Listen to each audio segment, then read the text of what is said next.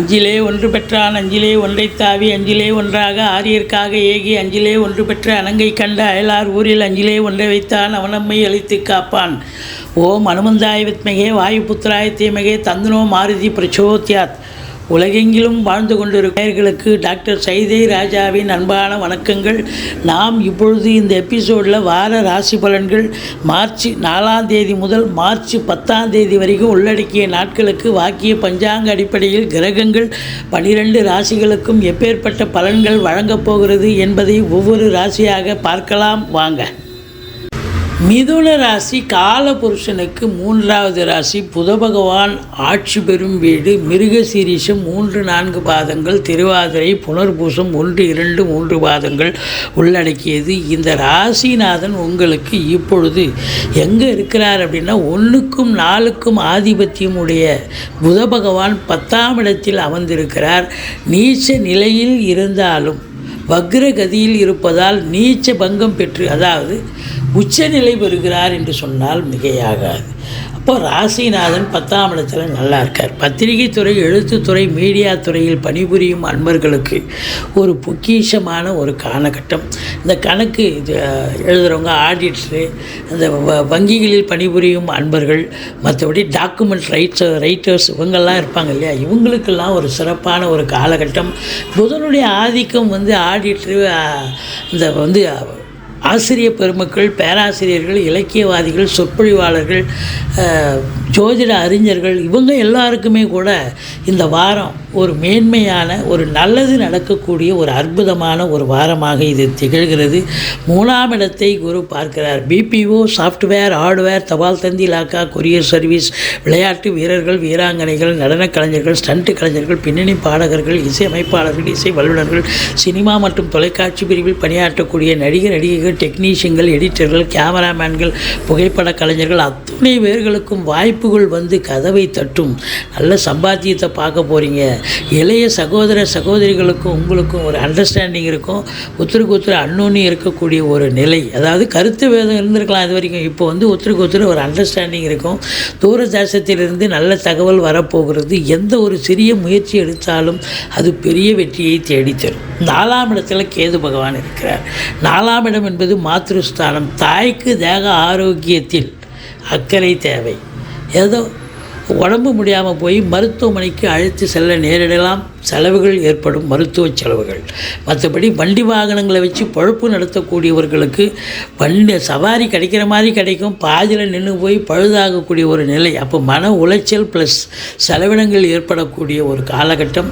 மற்றபடி வீட்டுக்கு மெயின்டெனன்ஸ்னு ஒரு செலவு இருக்கும். அது மெயின்டெனன்ஸ் செலவு திடுதுப்புன்னு பார்த்தா பெரிய செலவாக வைக்கும். இப்போ குழா உடஞ்சி போயிடும், இல்லை அப்படின்னா எலக்ட்ரிக் ஒயரு தீஞ்சி எரிஞ்சு போயிடும். இப்போ ஏதோ ஒன்று மட்டுமே நீங்கள் மாற்றணும். எல்லாத்தையும் இழுத்து போட்டு செய்யக்கூடாது. இழுத்து போட்டால் ரெட்டிப்பு செலவாகும். எது ரொம்ப எசென்ஷியலோ அதை மட்டும் எடுத்து செய்யுங்க. இல்லைன்னா உங்களுக்கு என்ன ஆகும், பிபி சுகர் எகிரி நீங்கள் மருத்துவமனைக்கு செல்ல நேரிடும். எச்சரிக்கையாக இருந்து கொள்ளுங்கள். மற்றபடி படிக்கிற பிள்ளைகள் ரொம்ப நல்லா படிப்பாங்க. 5ஆம் இடத்தை குரு பார்க்குறார். ரேஸு, லாட்ரி சீட்டு, மற்றபடி ஸ்பெக்குலேஷன், அந்த ஷேர் மார்க்கெட்டு போன்ற இனங்களில் ஈடுபாடு காட்டுபவர்களுக்கு ஒரு சிறப்பான ஒரு வாரம். சந்தோஷமாக இருப்பீங்க. பூர்வீகத்திலிருந்து நல்ல தகவல் வரும். பிள்ளை இல்லாதவர்களுக்கு பிள்ளை பேர் கிடைக்கக்கூடிய ஒரு காலகட்டம். அதே நேரத்தில் பூர்வீக சொத்து பிரிச்சுக்காதவங்க இந்த காலகட்டத்தை பயன்படுத்தி கொள்ளுங்கள். கண்டிப்பாக இது யூஸ்ஃபுல்லாக இருக்கும் இந்த வாரம். அதே நேரத்தில் உங்களுக்கு 6ஆம் இடத்தை சனி பகவான் பார்க்கிறார். ருணரோக சத்துருஸ்தானம் என்று சொல்லக்கூடிய இடத்தை சனி பகவான் பார்க்கிறார். எதிரிகளால் தொல்லைகள் ஏற்படும். கடன் சுமை இருப்பவர்களுக்கு விழிப்புதுங்க வைத்துவிடும். அதே நேரத்தில் உங்கள் தேக ஆரோக்கியத்திலும் அக்கறை தேவை. மற்றபடி குறை ஒன்றும் இல்லை. 7ஆம் இடத்தை குரு பார்க்கிறார்.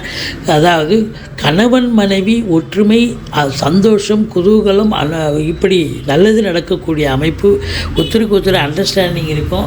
அதே நேரத்தில் திருமண வயதில் இருக்கும் இந்த மிதுன ராசி அன்பர்களுக்கு திருமணம் கைகூடி வரும். வீட்டில் சுப நிகழ்ச்சிகள் நடத்துவார்கள் என்று சொன்னால் மிகையாகாது.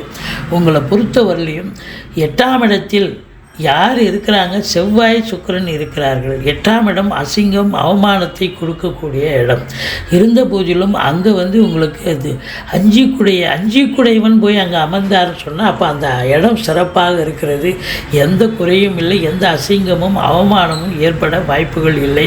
தைரியமாக செயல்படுங்கள். மற்றபடி 9ஆம் இடத்தில் சூரியன் இருக்கிறார். காரகோ பாவனாஸ்தி. தந்தைக்கும் உங்களுக்கும் கருத்து வேறுபாடு வரலாம். தந்தைக்கு செலவினங்கள் ஏற்படும். அவருடைய தொழில் சிறப்பாக அமையாமல் போகலாம்.